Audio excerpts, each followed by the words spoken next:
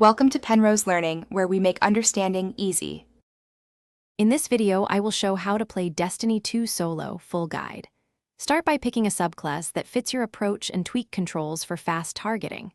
Next, set up loadouts with a primary for mobs, a power weapon for bosses, and a sidearm for close fights. Prioritize mods and armor stats that boost resilience and recovery. Practice encounters in patrols, refine timing, and build routines for consistent solo success. Focus on movement and positioning to survive longer solo runs. Keep moving between cover and use peek shots to deal damage safely while minimizing hits.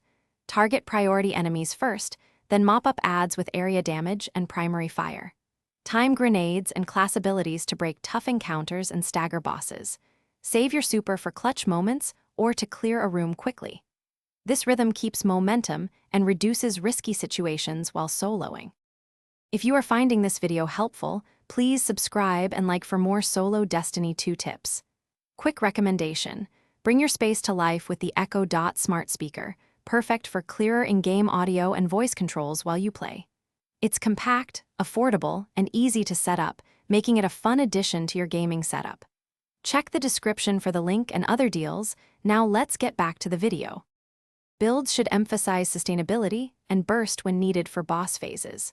Combine weapon types to handle shields and heavy targets without swapping too often. Choose armor and mods that shorten ability cooldowns and increase ammo drops to avoid running dry in long encounters.